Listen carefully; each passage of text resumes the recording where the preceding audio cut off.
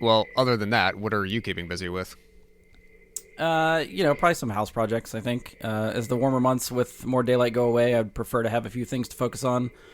Taking up some time if I'm going to stay indoors over the next couple months. Yeah, that makes sense. I'm the same way a lot. I enjoy the summer so much, so when faced with having to like predominantly be inside for long periods of time, I definitely welcome distractions that can keep me busy. What was that? Fan fucking tastic. You can hear that too? Yeah. I was hoping it wouldn't act up while we're recording. It started like a week or so ago. I think it's because of some of the work I'm doing in the basement. The basement? Yeah, I wanted to finally patch up and replace a few small sections of the drywall that like mounted or directly covering the stone block that Okay. were already, I guess I'd say, aged when I bought the house. It's something I've been meaning to take care of since I moved in and finally just started to dive in and try it. Oh, right. Wait, so what's causing the noise then? Well, when I tore one part away from the wall, there was a hole, like a gap in the block. It's not huge, but big enough. The basement doesn't have the best lighting, so I can't see it very well. I got a sort of looks like a space maybe behind the block that's gone, goes back a ways in the ground like a tunnel or something burrowed through. What? Oh, okay, I'm with you. So I don't know if it's the exposed space causing some sort of weird airflow issues, which is causing the sound or like extra moisture coming from the hill that's affecting the pipes. Oh, seriously, fuck. What is it now? The hell was that? I don't know. I can't deal with this as we're trying to record. So let me go check on that before we get started. I will be right back. Oh, man. Given what we're talking about tonight, this is funny because Bryan doesn't know that that's what you're never supposed to say. Bryan?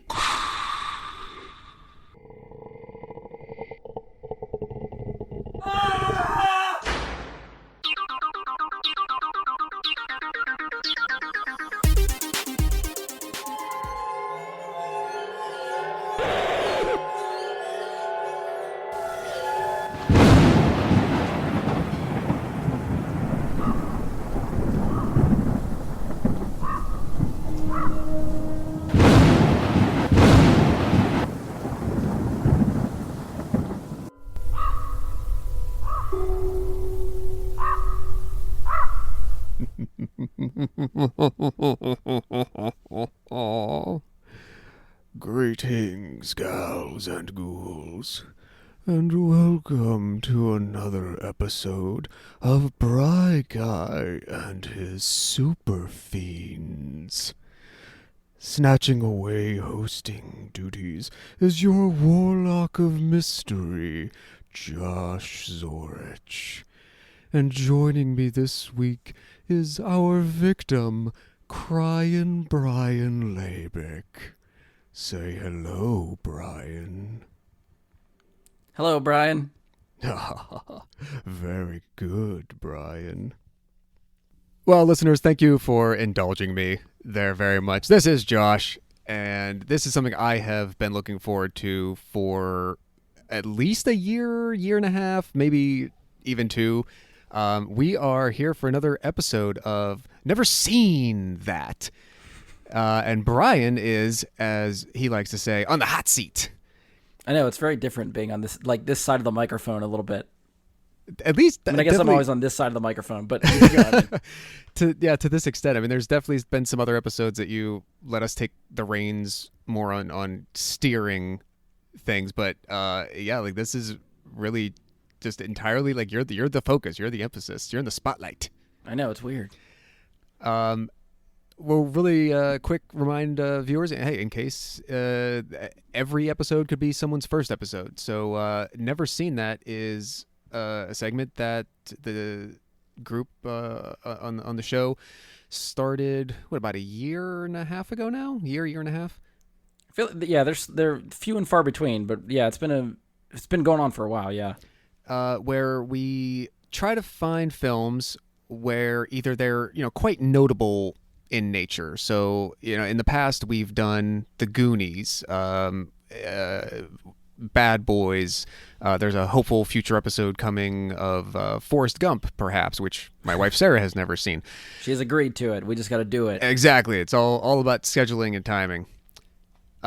But then there's other things that are just kind of for fun. And this is the next chapter that I guess just kind of came out of like a devil's bargain that Bryan and I made a while back in order to get him to watch some scary movies with us. I had first agreed to watch some Fast and Furious movies. If you are a longtime listener of the show, you will have become well familiar with my sentiments and comments on the subject. It's completely understandable why we are both procrastinating to get these done, because I really want to show Josh Fast and Furious. He really wants to show me Cabin in the Woods. Neither one of us really want to sit down for the other to watch said movie, so it's very difficult to get this going. That is true. I feel like there's definitely been opportunity. It's been did you realize this? It has been right now. Actually, it's been. We'd have to check the dates. It's been exactly about a year since we did the first Fast and Furious episodes, at least the first one, along with Zombieland. Right. That was last year. Because we were doing Zombieland before Zombieland 2 came out. Mm-hmm. So that was, probably about, because that was November last year, right? Or something. Well, it would have been October, because Zombieland was like a Halloween release. Right. Okay. Yeah. And I know we fit in one more Fast and Furious several months ago during the earlier stages of quarantine, I believe. Yeah. That we shared with everybody, and now it's taken us another 6 months to get back. So I think you hit the nail on the head that while we both enjoy our side of it, neither of us has been exceedingly enthusiastic to share. I've had very specific like criteria, I guess, to watch this movie. It has to be during the day. Mm-hmm. The lights have to be on. Like we have to be, well lit. Uh-huh. I have to be in the presence of company, because we talked about doing this during quarantine, Yeah. but I refuse to watch this by myself at my house. Even with those other conditions met. Right. So yeah, we had to wait till time we'd actually get together to do this. Mm-hmm. And that's finally happening now, and so hopefully you guys will have this for a Halloween quarantine season to enjoy. It's actually, so Bryan, a little piece of trivia before we get started here. The film was actually shot and finished long before its release. So it was officially finally released, I want to say, in like the early spring of 2012. But just like another Chris Hemsworth movie, yes, spoiler, Chris Hemsworth is in Cabin in the Woods. Mm-hmm. Chris Hemsworth was also in a Red Dawn remake that had actually shot and finished several years earlier. Both of these kind of sat on a shelf because distributors, like no one really knew what to do with it. Yeah. And I just wanted to correct myself. No, it was. Yep, April 2012 is when Cabin in the Woods was released. So that was right before Avengers. Yes, which I'm guessing like that's finally got like what got one of the distribution pushes. Thor had happened the previous summer, right on the cusp of Avengers coming out a few weeks later. This finally got a theatrical release, and as far as I know, I didn't see it in theaters. I saw it soon after it hit video, but I don't really think it did much at the box office. It was kind of a come and go, hit or miss. And I can kind of understand why. And you'll see shortly that I think you'll see that this would be a very difficult movie to market. And it's not because horror movies are hard to market. Right. It's because other than, well, okay, let's digress a step. This movie is called Cabin in the Woods. Yeah. Given your, whatever the extent of your exposure to horror film history and tropes and whatnot is, what would you guess are some basic things involved in the plot of the story? So you might be disappointed because I think I know more about this film than you think I know. Okay. And that is probably due to some of the trailers. And it's one of those films that, again, at the time it came out, it's I think written by Joss Whedon, correct? It is. Joss and Drew Goddard. Yeah, and Goddard directed. Correct. Yeah, so I knew about this film somewhere around its release. I don't know if I saw a trailer, because at that point, we're in Avengers hype mode. Mm-hmm. Joss Whedon is all over the place. So something with his name attached, I was like, what is this? Uh-huh. And, once I started seeing it was in the horror genre, I was already skeptical. I think I saw a trailer, and I don't think the trailer gives a lot away. Mm-hmm. But I can definitely tell from the trailer that it plays with the tropes of horror movies and tries to turn things on its head, I think. So how long would you estimate it has been since you have watched a trailer for this movie or seen footage? Probably a couple years. I mean, yeah. I mean, if it was, I don't want to say it's been 7 years since I've seen anything on it, because I'm sure I might have seen bits and pieces of something here and there. But specifically, I feel like I think visuals from the trailer. Mm-hmm. I remember seeing some sort of. I feel like the trailer starts out like a typical horror movie. There's teenage kids having fun in a cabin, and then I remember they vividly, because it's one of the comedic beats I think of the trailer, is we should all stick together. Hemsworth is saying this, I think, we should all stick together, and then you see some sort of gas come into the room, and then he goes, no, you know what, we should go split apart. Okay. So that, I think I remember that. I feel like I remember a bird flying into a force field, so I'm also feeling like these kids are confined into something. And there's some sort of visual that I can remember of two guys behind a computer desk dancing at some point for something. Okay. So I have very few little bits and pieces that I know I've seen. Out of context, I really still don't know what's happening, but that's the visuals that pop into my head when this movie is mentioned. Mm-hmm. I'm surprised, even if it's been a couple of years, for enough of some of that imagery and some of those details to stick with you. That's impressive. I think it's more because I know a lot of people love this movie, and a lot of people are upset that I have not seen this movie, other than you. I've heard this from numerous people when I say I haven't seen this movie. You haven't seen Cabin in the... What? Why? How? You love Joss Whedon. How have you not seen... Well, it's the horror part. I've never dove into the horror stuff. So, yeah, I think just enough people have talked about it. I think I've peripherally heard things, and that's just, visuals that stick out to me for whatever reason. Okay, no, that's actually a pretty good start. A couple things that I would say that you're probably accurate on to a certain degree going in. Yes, it is not just your basic remake again of college students go to the cabin to party and spend the week, and then just something evil befalls them, and right. Events ensue. Your turn of phrase of turn the genre on its head. That is 100% how I've always described this. That it's not a parody by any means. So I wouldn't expect that.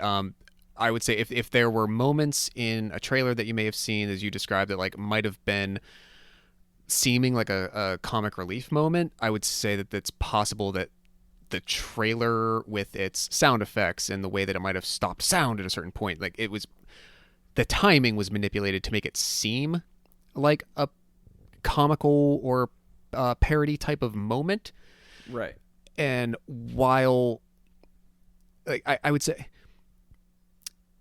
maybe I should refine what I'm saying. I get it, probably in the truest sense of a parody, it might fit the definition, but not in the way that we traditionally think that is used by just simply comically, laughably, for chuckles, making fun of a thing. Right. Okay. So I wouldn't necessarily expect that, but everything that you are expecting or thinking is going to happen, or it's about at any real point, it's not. Okay.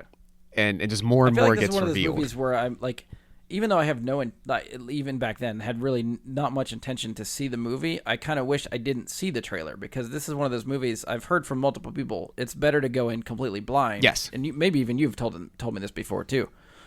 Just go in not knowing anything, but it's too late. I've seen stuff, so I can't take it back now. And this is one of those, God damn it, why do I watch things that have people associate, because Joss Whedon's name is attached, I've seeked out some of the stuff for this movie already. Sure. But again, if it's it's the give and take with the trailers that we all sort of want to see to give you that fix of a movie you're anticipating, but at the same time, it's better, and I get more enjoyment out of seeing a movie not knowing anything.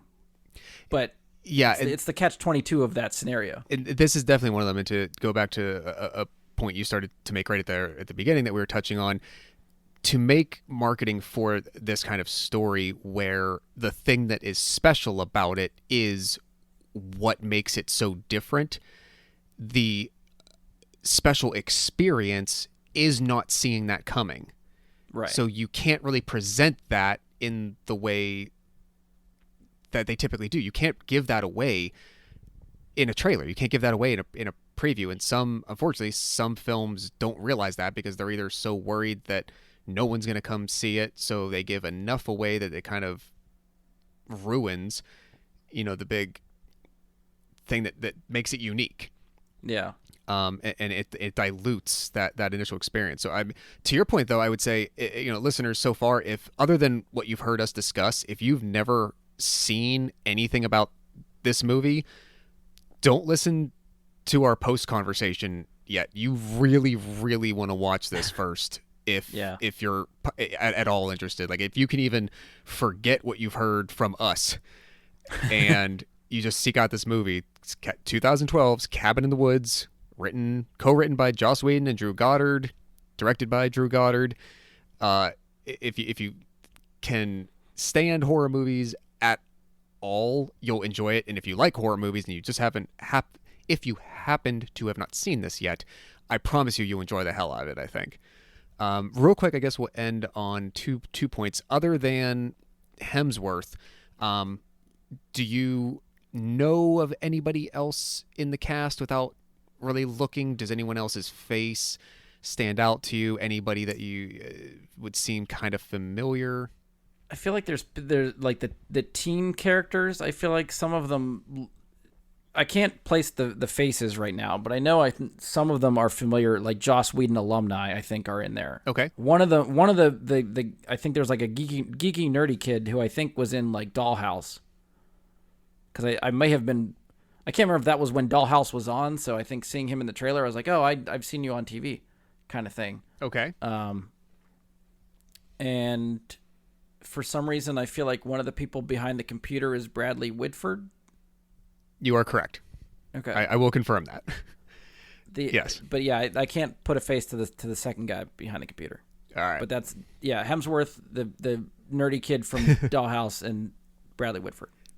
Not a problem. So I think you'll actually be, I don't think this is gonna dilute the experience and whatnot. I think you're gonna find that surprisingly there's not a very large cast. Okay. It expands. Like if you take something like The Evil Dead really only has like 7 characters in the entire movie. Gotcha. It's more expansive than that, but for what it seems like they accomplish or what maybe you're expecting to happen or to come, there's really not all that many bodies needed for it. No pun intended. Okay. Yeah, because typically horror movies expand the cast just to kill people off, I feel like. Mm-hmm.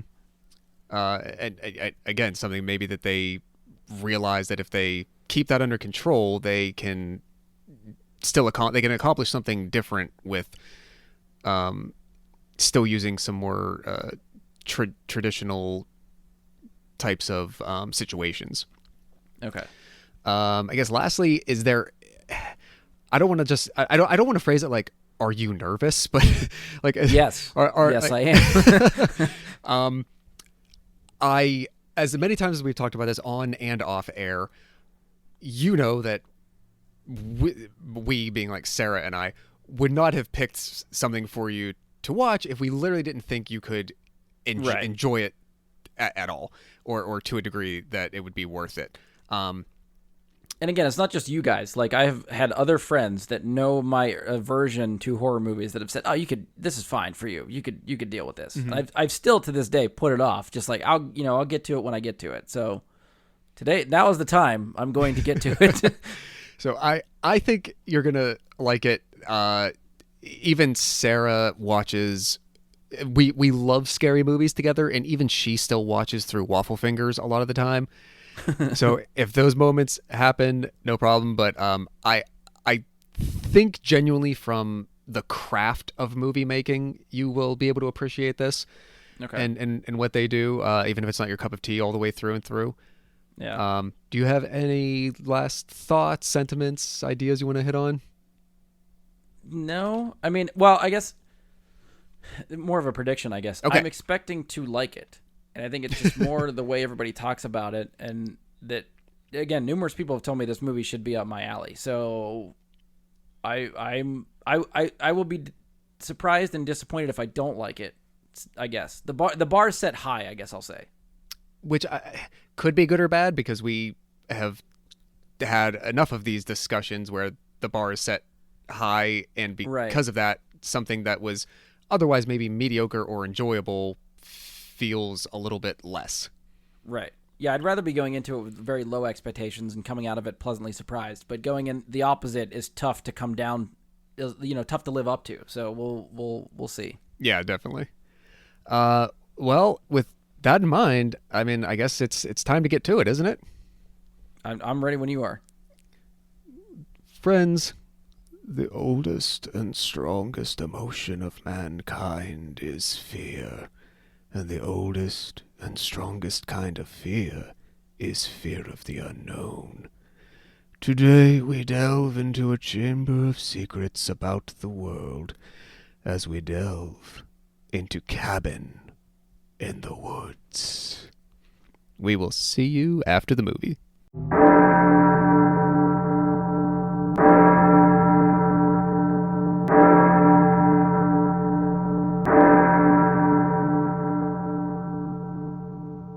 Oh, hello, listeners. Welcome back. We've brought you 2 new victims. You've seen him on Twitch recently, and it might be a rare achievement that he has survived this long. Please welcome to the table, Michael Bradley. Who the fuck uses my full name? I'm sorry, no, it's cool. It's Mike, but It's Michael. hi. I haven't been called Michael by somebody, and I honestly, it was my mother, I'm sure, the last time. So, Exactly. It's always when you're in trouble, Michael. And that's what you are now. okay. Thank you for joining us for the post-discussion. Along with him, we're very, very happy to be torturing Ian. I'll never leave you behind, Ladek. Thank you. My name, as our mysterious host so eloquently put it, is Ian Leidick, and from earliest childhood I've been a dreamer and a visionary.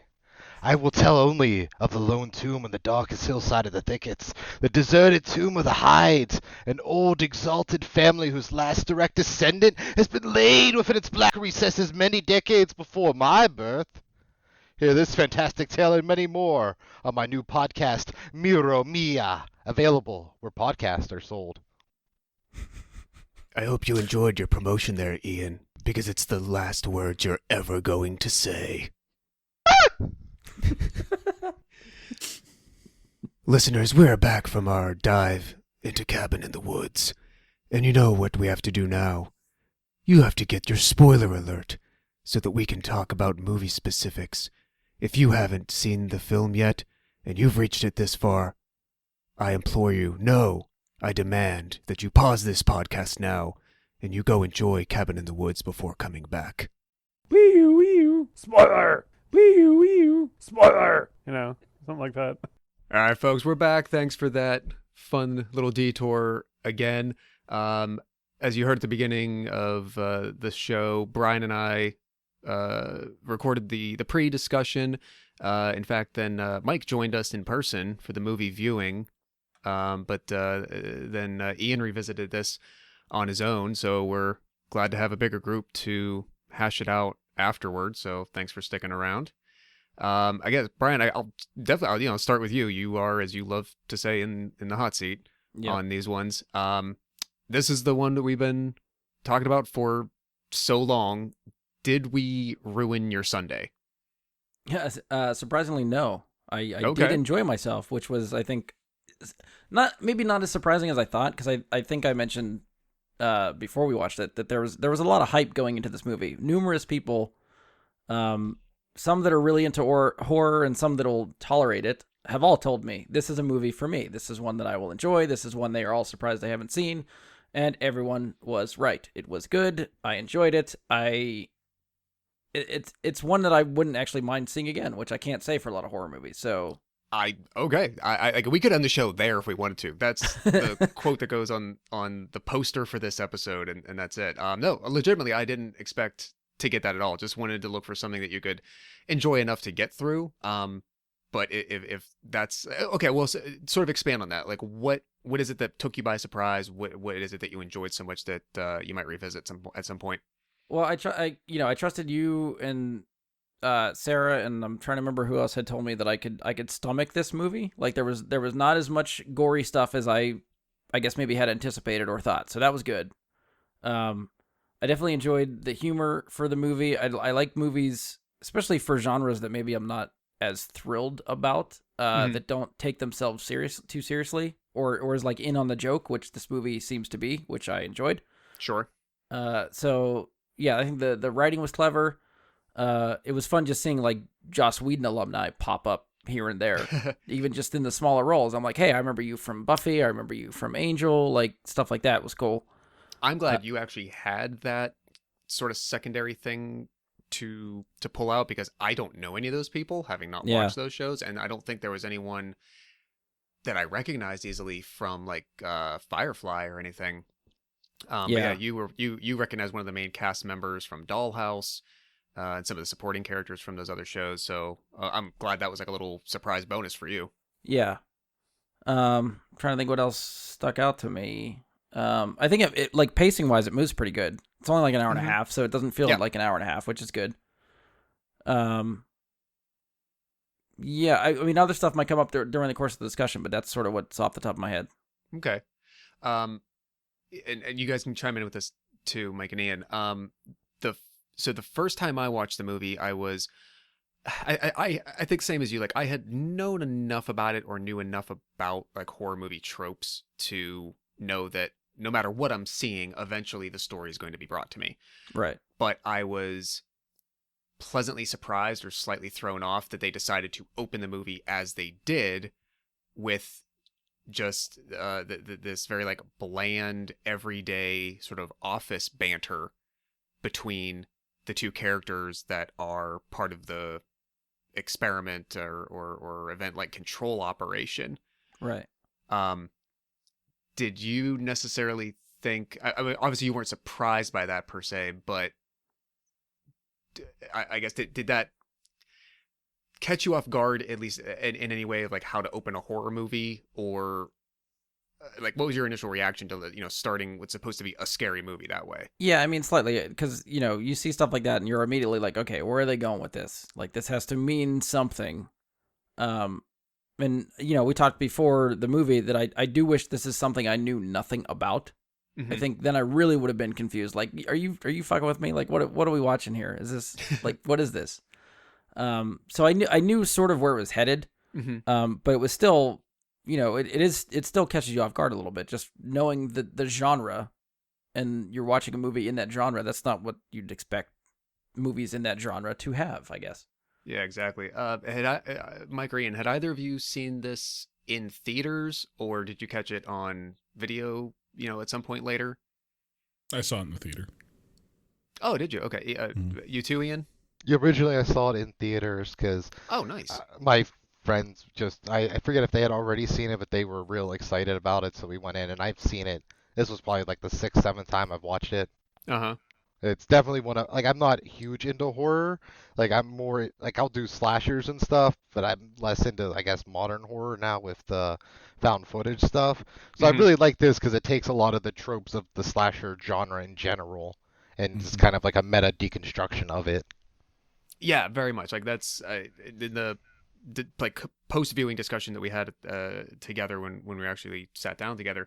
Mike and I had been talking to Bryan about other things that maybe we could consider if we keep this going, and I had brought up well, I think Sarah had actually brought up Scream. I had mentioned Wes Craven's New Nightmare, and I think those two things specifically kind of do the same thing.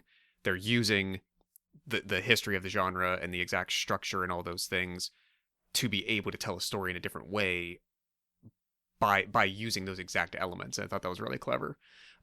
So did either of you, since you got to see it in theaters, I did not. I caught it on video like, I don't know, 2 years after this came out, because I kind of feel like it was like here and gone. Like they tried to do some promotion for it. It was in the theaters for just a few weeks, maybe at the time, but it was kind of like a blink and you miss it. Did either of you know much about it going in at all? In the way that Bryan is saying, like, did you have any sort of preconception about it? Not specifically.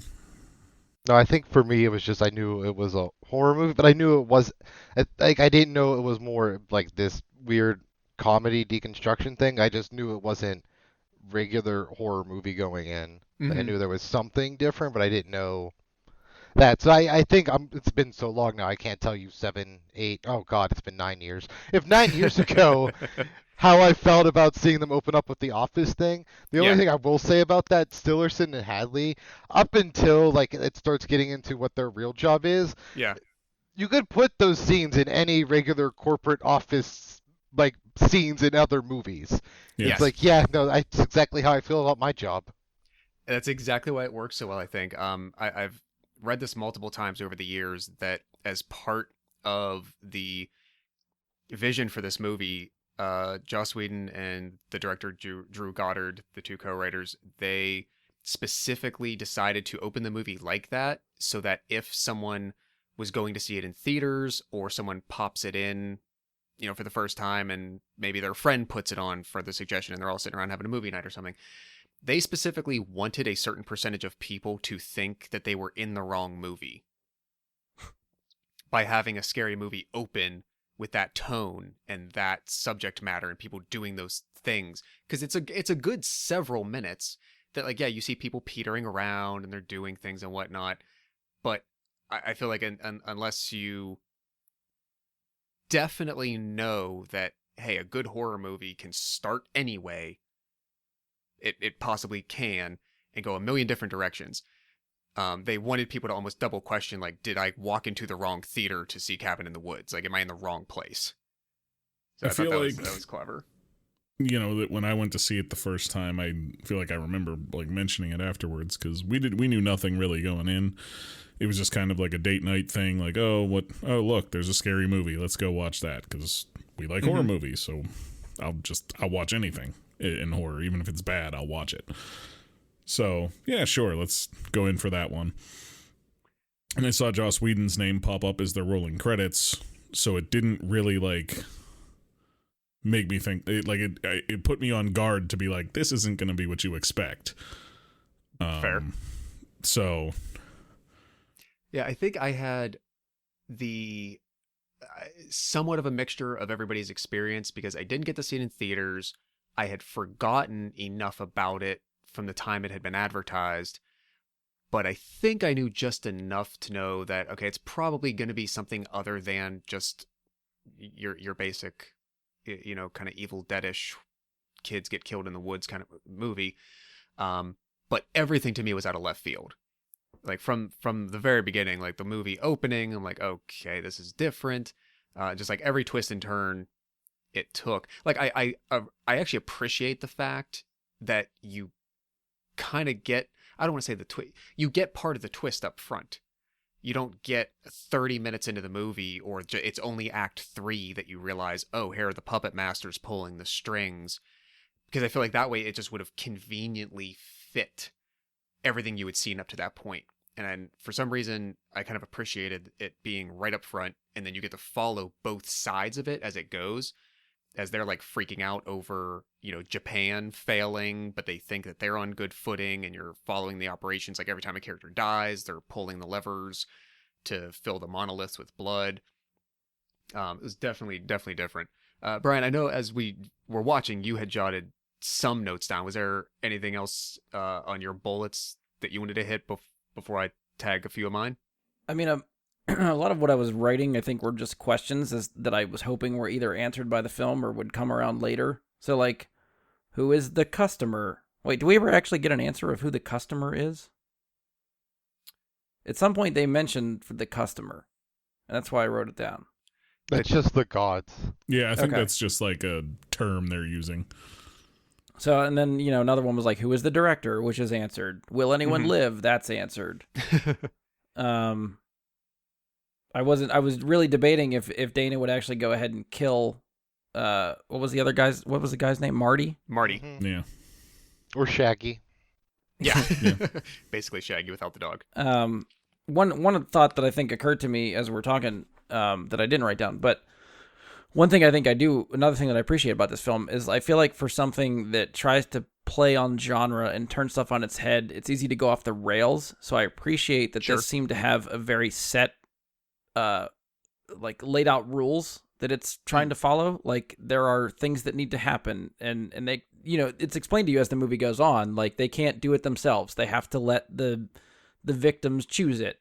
And Mhm. depending on what they choose, that depends on, that'll manifest whatever comes to kill them, and like they have to happen in sequence, and like all this stuff that I appreciate the detail that went into stuff like that and explaining that. I like story breadcrumbs like that. That still, yeah, I agree, that still seem to, as you put it, like they still play by a certain set of rules, regardless of whether those rules adhere to reality or Yeah. science or whatever. Like But it's A world lot of building. things can Whatever happen, world they but- establish, this is what has to happen for that world. yes, because outside of that, everything can just seem like a matter of convenience because they needed thing X to occur. Yeah.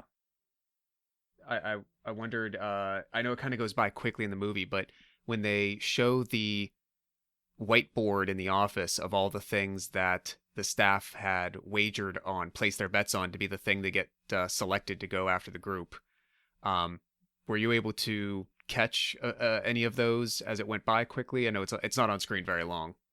I did not. I remember you or Sarah referencing some sort of tree for something. It is. So there's many websites and places where they've, still framed these and cataloged them and whatnot. So based on at least the possibilities that could be selected and from what the various staff departments at the company chose to bet on that year, out of those possibilities, they selected a werewolf, an alien beast, mutants, which I guess that's vague enough. X-Men. Yeah. Wraiths, zombies, reptilius, which I don't know if that's specifically referencing like the giant rattlesnake I think that's that the you see snake, later. Yeah. I thought there was a Clowns. thing that just said snake at some point, though. Yeah, very well made. That's what I'm saying. So I'm not sure if maybe reptilius. There's so many creatures that appear on screen later, and some like so very quickly that sometimes I feel like you see you know. giant snake. you do definitely see the giant snake, but maybe there's some other kind of like hybrid reptile creature that you don't see very long because it's like a blink and it's gone thing. No, I mean like on a white But, on a board or a chalkboard, like you see the words, not like just the snake itself. Like I feel like you see it somewhere. The Oh term. yeah. You're right. Down lower on this list, it is. Yeah. So there's clowns, witches, sexy witches, demons, hell lord, angry molesting tree, which That's is yeah. which is a reference to Evil Dead. Mm-hmm. Giant snake. So there you go. The Deadites, which are Yep. also a reference to Evil Dead. Mummy, the Bride, the Scarecrow folk, which I do believe we see that I remember calling that out during the like giant murder scenes, thinking Oh, that's yeah. what I thought they were. That I don't- happens at the end, like when they're busting into the room they were all controlling Mhm. stuff from. Yeah, there's like 4 of them. Yeah, that Those was guys are wild. pretty badass. This one I don't recall seeing, but I would love to see their incarnation, Snowman. I would have loved No, a I don't moment think of it- some kind of killer snowman. That would have been great. Because they like of all the things that they pick and that you see, even the unicorn that you Yeah, see, that I was feel like great. even the snowman would have been the most like cartoony and ridiculous to put on screen, but I would have loved it. What was that dumb? There was like a Frosty the Snowman horror movie at one point. I can't. Oh yeah. I Talking can't about remember Jack what it was Frost or called, a but it was different one? horrible. I think Jack Frost is like the legit like kids movie. No, there's 2 movies called Jack Frost. That's Uh-huh. Oh, was the there? thing. Okay. All right, Yeah, see, one's this is a how horror my movie. ignorance is. I don't know of the horror movie called Jack Frost. mostly, and this is kind of a joke, but not really. If you think it, I guarantee there's been at least a C or D level movie of that thing as like the killer in some kind of horror movie. I guarantee it's happened. I know I've seen one with a tire. Oh, My dad Rubber. loves that movie. Rubber? Rubber was great. Mostly because it's so stupid. But I think there was one more on the list, and it was just Frank on the Yeah. whiteboard. And the cast was all, when they were asked about it, they all said it's just some regular dude in his like a dress shirt. But That's some what I people heard. And think there's it's also... Frank from Some people think it's Frank from Sin City though. Oh, Kevin. That's Kevin. Frank Millar. Kevin. Yes. Yes. I've think heard that would both be sides cool. of that too. And that would be fun. I mean, that would be a good callback to Sin City. But I do like Kevin reminds me. It's sort of like what is his name? Is it? Shit, the guy that shows up who answers the ad in Deadpool 2. Keeps Peter? calling him Sugar Bear. Yeah, I remember who you're talking. I can picture him. I can't think of his Peter. name. Peter, yes. Yeah. That's kind of how I think of that. Like you have giants, fucking jack o' catfished here? lanterns, zombie rednecks, and then you have Kevin. What did you think about the payoff that you finally get with the Merman and Richard Bradley, or Bradley Whitford. Bradley Whitford? Thank you. Yeah, that was good. I mean, they kept referencing it, so I think I would have been more surprised if the merman didn't show up at some point. So yeah, I'll take it. That was good. And it's Yeah. shooting blood out of the blowhole. Yeah, that was a nice touch. interesting. I honestly like his reaction to it. I think really sold that because like you'd think like in any other scenario except it's about to eat my fucking face, his reaction would have been pure joy. But he's just like, ah, shit. Like, Yeah, and I love that they slid it in that the moment you get the payoff for that from the character who wanted it so badly is just in his final moments, and that's the thing that takes him out. personally with the merman, I love that it's a conch shell. That like Chris Hemsworth is like fingering this conch shell, like it's like you see that and like instantly it reminds you like, oh yeah, the fucking merman thing. And Yeah, and then Whitford calls it out later when he's salty that the redneck the family conch got shell. picked instead. Oh, again, I think this is something we kind of maybe talked about afterward. If we talked about it in the pre-discussion, apologies for the redundancy. But this movie, along with another Chris Hemsworth film, the Red Dawn remake, both got actually made in about 2009, 2010. From multiple places I've seen that from studios and executives seeing the dailies for Cabin in the Woods is what got him cast in Red Dawn, because they saw that sort of like group leadership quality come out in him. And then very soon after that, within days, many of them have cited, around that same time is when he got the call that he had been selected for Thor. And then ironically, both of these movies, Cabin in the Woods and Red Dawn, sat on a shelf undistributed for about two or more years because MGM was going through bankruptcy at the time, so they couldn't distribute. And they finally got released the same year as The Avengers. So he made Been a both good of couple them. years. Yeah, he makes both of them, and each subsequent part seems to get him the next part. And then the big part comes out in 2011, the first Thor, and then only then after that can Cabin in the Woods get released about a month before Avengers, and then Red Dawn gets released in the late fall of 2012. I'd guess that paid off pretty well for them holding on to the films just because of, I mean, his rising star power at the time. It certainly aided their box office. And See Josh looking for budgets and box office and see what it did. Just to try to to make that me- point, to see it's always occurred to me, and I'm wondering what the effect may have been. him getting those roles to me sounds a lot like they watched and they were like, boy, he like him getting like the Thor role. I mean, they watched and they're like, boy, man, he sounds horrible doing an American accent, Mm-hmm. but we don't need him to. He's got everything else we need. True, and I mean, I he's would all over argue the that place his with American. it. I mean, his American's not that bad. I mean, in Like, these there are it some was. people who have Now way it's not worse. so bad. I feel like in that movie, at least in the beginning of the movie, I felt like he was kind of all over the place with his American accent. Like it felt very forced.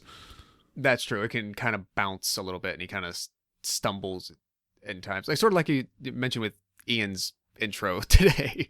There's just like moments where it kind of fluctuates, and you hear it break a few times.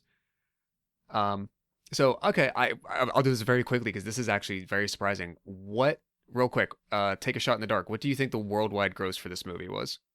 110. 50. Brian? 50 from Ian, Brian? I'm gonna say 100.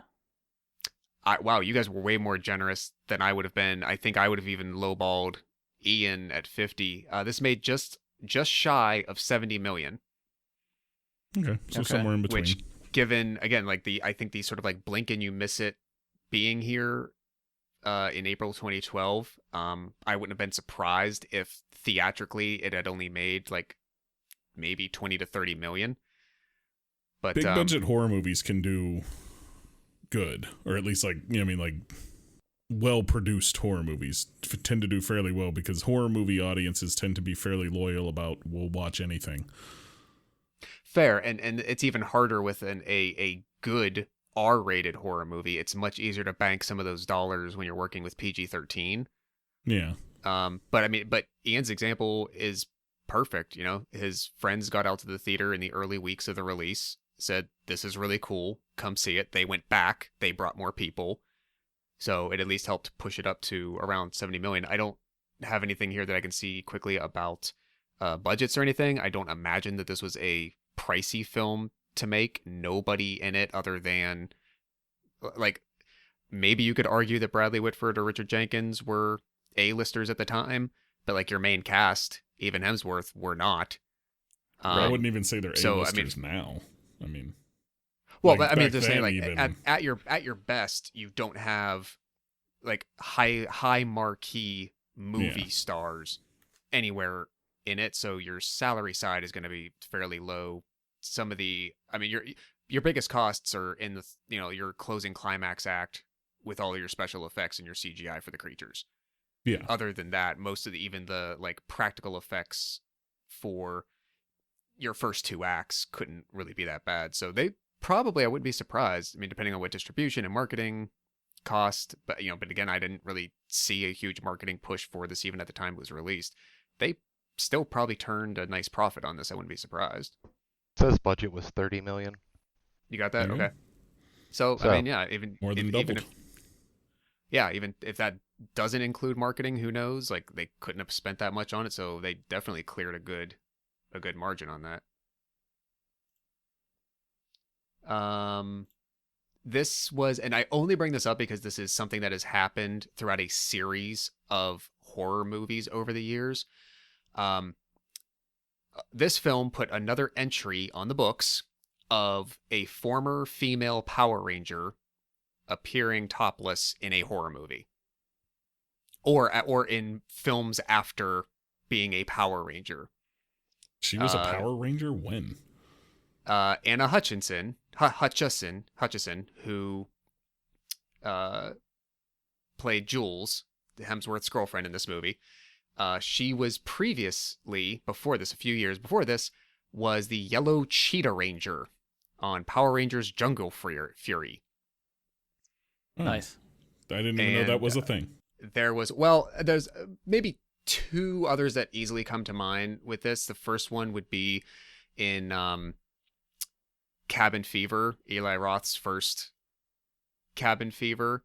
I think it's Serena Vincent, who ends up sleeping with Ryder Strong's character toward the end of the movie. She was previously a Power Ranger. I think I may have just recently watched like the absolute worst movie I've ever seen, and she was in it. Oh, that's unfortunate. I'll have to bring it up later. Sure. And then I think there was the girl in Not Another Teen Movie, the actress who is the spoof version of Shannon Elizabeth's character from American Pie. You mean the one that just walks around naked for the entire Yes. movie? she was also a Power Ranger. So I said, oh, only kind of bring this up because I don't know if there's like a trend of this. Oh, and actually, no, there's one more. Kat, who was who took over for the initial Pink Ranger. You mean she took over for Amy Jo Johnson? That's the only correct Power Ranger I could name you. That's it. And it wasn't too long after that because when was the Cell? The Cell was like 1997, I think, with Vince Vaughn and J-Lo. Oh, it was later than I thought. It was 2000. She plays, I think, a victim, and you only see her as a corpse. Necessarily, but a naked corpse. Yeah. So, unfortunately, to be clear, we just had a few-minute discussion about topless Power Rangers. I'm liking saying the direction we're going in. It's a very small, unique group to belong to, but there are a few.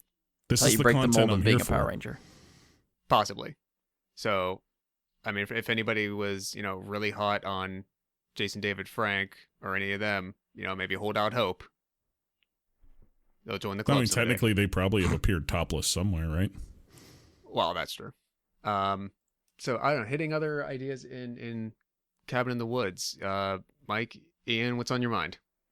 So I really liked so we get early on the scene where you see the one-way mirror. Yeah. So we also know that this ritual has been going on for possibly since mankind began, and we know this place is actually called the Buckner House, which is the name of the redneck zombie torture pain family that lives there. So they might have actually been doing this ritual when they were alive, killing people, because in the diary they mention appeasing the gods in it. So they might have been using this mirror as a viewing station like in the old times when they didn't have the cameras to view through it to watch the people die, because also in the room being viewed has the trap door to go to the black room, the big torture room underneath the house. Mm-hmm. So that's why I think it's connected there. And then that is really smart. I never thought of that. No, that's you're right. That's genius. And then another cool thing they do with it is also another foreshadowing thing is when the zombie family's attacking and they all get locked in the rooms, Holden breaks through the mirror, becoming the observer, the observed become the observer, like when they break into the actual facility underground. So it's a little foreshadowing that they're going to break in to where all of these office people live. So I really like that. Like, it does a lot of things like that, trying to tell you what's coming next, but in a more subtle way, but also building the lore of the universe, like maybe the Buckners have been this participating in this ritual. That's their origin and why their graves are so conveniently located nearby. I like your version of the movie. It's like it doesn't like rewrite the movie necessarily, but it just made what's already there way better for me. No, Builds out the world. I like it. There's a lot, because I know there was a thing. I think Goddard and Whedon both said their vision for the film was that Holden and Sitterson and Hadley, that was them. Those two guys were them directing the action for the audience, and the audience is actually the ancient gods. Right. Okay. Yeah. Because so what then, didn't happen. So then they explain the ending, like, by not showing, like, is the Earth ruined? It leaves it up to, if you enjoyed the film, the Earth's fine. Everyone's good probably afterwards. You're not that upset. You didn't like the film, the world's fucked.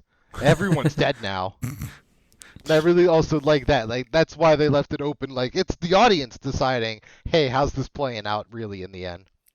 It's funny that you kind of put it that way, because there's also something that I had seen quoted in several different places where either in some media interview or fan Q&A with a screening of the movie, something, at some point Drew Goddard was asked about a sequel to the movie. And his response was, like, did you watch it all the way through? Did you see the ending? Like, literally, we killed everybody on Earth. It's over. Like, that's the end. There is no ending here. Yeah, there's nowhere to go from there. What I had been thinking about that, like, is you can't do one, but I would like to have seen, like, a film of what happened in Japan. Just make that a film. Like, you don't even have to do the meta part. Well, just show me that horror film of whatever they were doing in that classroom for 2 hours. Or just do a prequel. I mean, just go back to Good, what they too. did in the past at some point.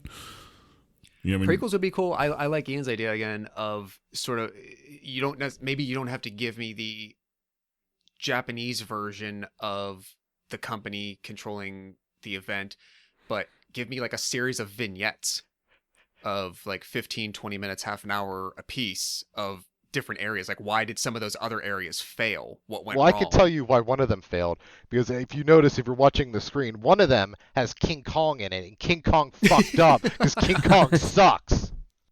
I didn't still screen the movie at that point. I don't remember seeing that. We'll find out in May.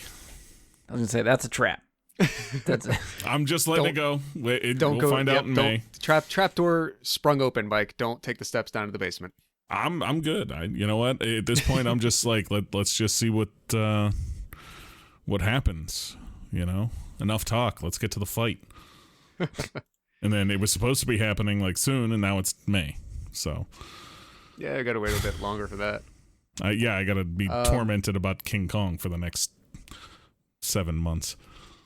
Well, you can just apparently now you can keep rewatching Cabin in the Woods, and every time that moment comes up, until then you can. Wait, you still seriously believe that Ian is right that there's a King Kong in Cabin? Because I think he's full of shit. No, there is. If you slow it down, you can see the foot. Even, Yeah. even if he's not, I'm imagining it might be embedded just enough in the back of one of our psyches. Like, we got to go check that out.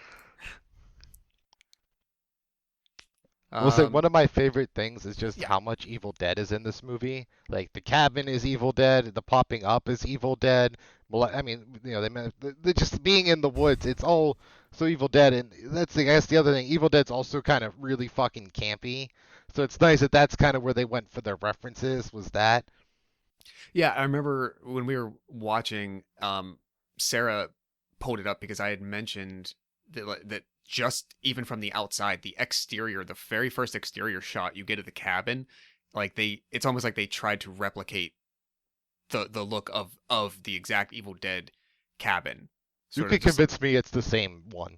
Oh yeah, that they found. Like, they just asked the Remy quality, where it is. the quality of the wood, the coloration of it, the exact clearance around it till you get to to vegetation, how high the trees grow around it, all that stuff is like that.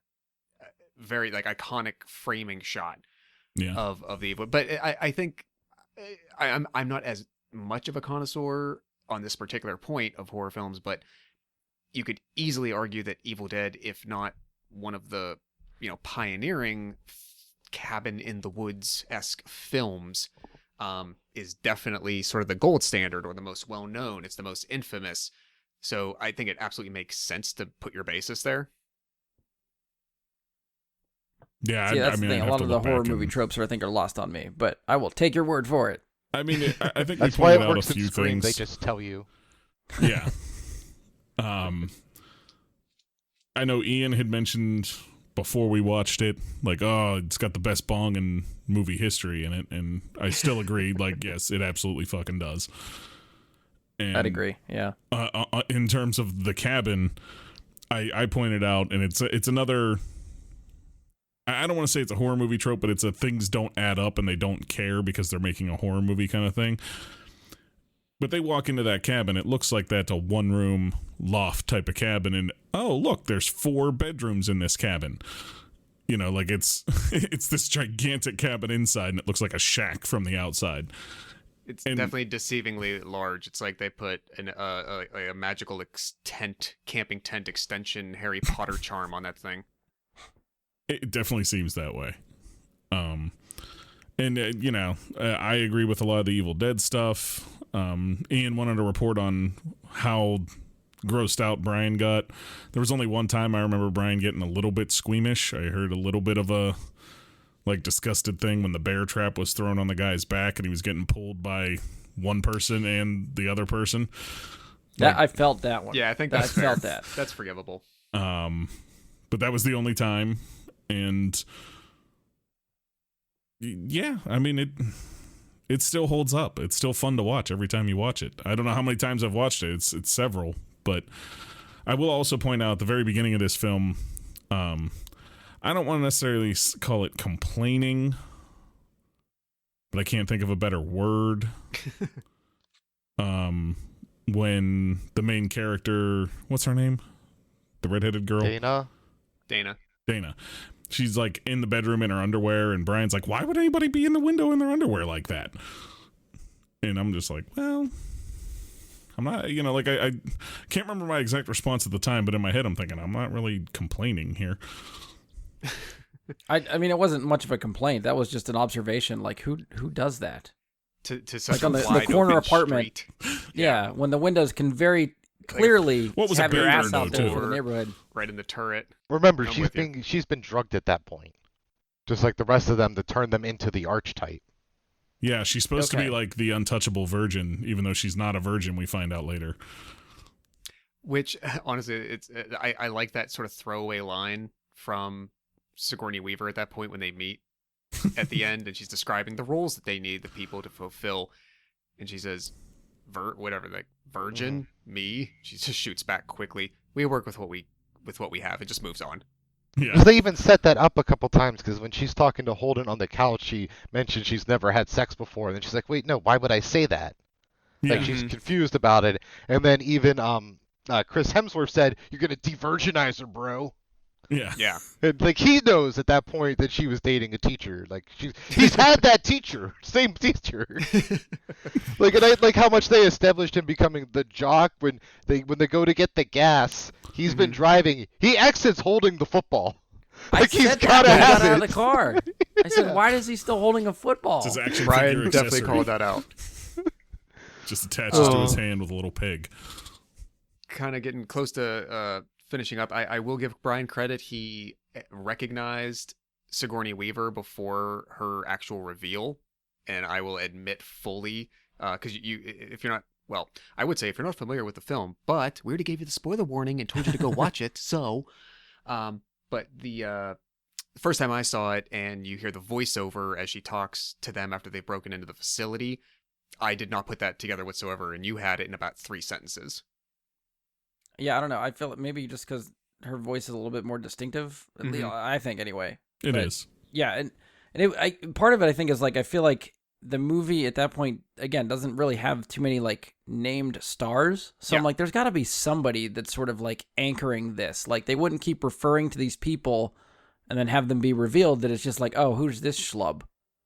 True. So I figured Yeah. it had to be somebody. So I think that sort of helped me sort of get in that mindset too. But yeah, I don't know. Yeah, her voice stood out to me. Yeah, you got that. I guess the last question I would have is, was it, I mean, not like a huge, shocking surprise, like, oh my god, I can't believe what is going to happen from here. But when you get the reveal that Marty has actually not died, how did that spin you? So, and I can't remember if we sort of talked about it on the pre-discussion, but I feel like we talked about characters that I remember seeing somewhat in a trailer or something. And I remember Right. seeing the nerdy guy and a girl, Mhm. and the visual that I don't remember if I mentioned it in the pre-show or not, but the visual that I had was them like in the bunker. So I kind of felt it's one of those trailer moments where it's like, okay, I saw this in a trailer or somewhere. It has not happened yet in the movie. Oh, okay, So I'm still waiting for that payoff. sure. You mean where they're like both So it covered was- in blood kind of thing, like in the trailer? and Yeah, they're like, yeah. So I didn't know the context of that visual, but I feel like I remember that visual from something. So yes, it was less of a surprise for me. Fair.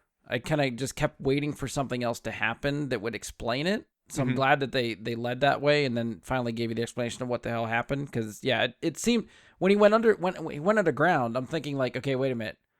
Every indication is telling me he should be dead, but I'm Right. pretty sure he's going to be alive later. So where are you going to wrap this up for me, and how's this going to be explained? And that's Yeah. what they told you too with the gods being angry when they pull his like valve because he wasn't actually dead yet. Like that's why it's Okay. rumbling and stuff. yeah. Gotcha. Again, Ian. Yeah. So is again, I wish I improving knew this movie. nothing going in, but yeah, stuff like that I think would have played a lot better. Oh yeah, I said the only thing about that sequence and sort of that part of the story that they just skate over and apparently we're supposed to buy is, okay, so he as the victim gets dragged down into the grave of one of the redneck zombies. He fights him off. He finds his way below the grave into this control area, which is actually the elevator drop off area for all of them because they were selected. And then somehow, just based on being in there and opening some kind of fuse box, Marty has somehow figured out how to control the elevator, open the elevator hatch, and prevent the tunnel cave-in from occurring. Just by having access to a couple of wires on some kind of electric board. Other than that, Yeah. So if you remember, they laced his weed to make him drooling dumb, but his weed was so good it counteracted it, and apparently it made him hyper smart. I say, well, Not just normal. counteracting is one thing.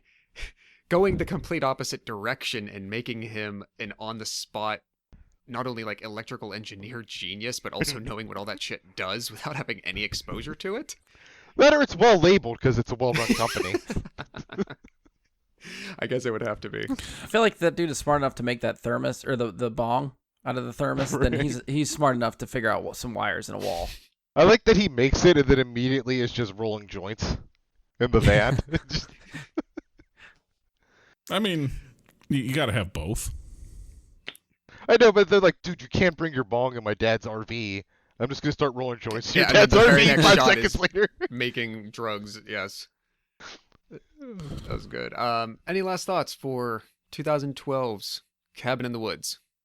I think it's a fantastic film that you have to rewatch to really get everything, and I think True. it lends itself to that by having so many little things, and especially I think Brian, who's someone who's not as genre savvy as someone that's into horror, I think he would start to pick up on more and more of it now that he kind of knows the beats of it and can know what to look for. Kind Well of. said. Yeah, I would agree. I don't know how soon I'll jump back in, but maybe this could be a Halloween staple for me. As of right now, there's probably only one movie that I'm like around Halloween, like I will watch that every time, which is Shaun of the Dead. I was So gonna say I will put this Beetlejuice. up there with Shaun of the Dead for me, and probably try to watch it every year. I thought it was gonna be Halloween Town. Which is on Disney Plus right now. We found that while looking for something else. Yeah, it's about. I think I would just echo something that Mike said a little earlier, that the rewatchability of this movie is really high, and regardless of all the fun twists that it can take the first time you're watching it, I still enjoy it as much or more the next time, every single time I watch it, and that's really rare of anything, let alone horror movies, for me Yeah. at least. So, any final sentiments, gentlemen? I think we are closing the door on the cabin in the woods then. Give us your best creaky door closing sound effect, Josh. I'll find one online on that website that I got the other effects from. It'll be, I just embarrassed myself. Is it spookysounds.biz? No, but I did look for that one. Oh, I guess I don't know if it really matters. It's a free domain, but I'll give credit. The sound effects that we pulled for a bunch of this stuff today I found on soundbible.com. Okay. If anyone Yeah, so needs if you've sound made it this files. far through the episode, you've heard the cold open. Josh took the mantle for the cold open, so he put some production value behind the cold open. So if you've gotten this far, you've obviously listened to that. Let us know in the comments for the episode if you're listening this far to the episode to even get this prompt to leave comments. But let us know what you think. If it's something you enjoyed, feedback for it would be nice. What you thought. If you enjoy it, we'll make Josh do another one for some future episode somewhere down the line. I thought you were gonna give yourself more work for every future No. episode. We're outsourcing this to Josh now. This is his baby. I will help when needed, but he did a pretty damn good job for this one. I enjoyed it. You guys haven't heard it, but I have heard it. Yeah, well, thank you. All right. Well, I guess with that, we'll wrap it up. If you've enjoyed the show, please support us. Leave a 5-star rating and review. Give us a share on social media. You can follow, subscribe with us there. Check us out on Spotify, iTunes, Google, Anchor, Stitcher. Hopefully anywhere that podcasts are found, you will be able to find us. As always, you can find us on Facebook. Search Bry Guy into Super Friends or go to facebook.com/Bry Guy Super Friends. You can leave us questions, comments, topic suggestions, any of that stuff there. Hit us up on Twitter at BG Super Friends. Try to email us, bryguysuperfriends@gmail.com. It may or may not work. I've never checked it to be sure. And on behalf of Josh, Ian, Mike, and myself, thank you for listening, and we will talk to you next time. Check your Simpleholics.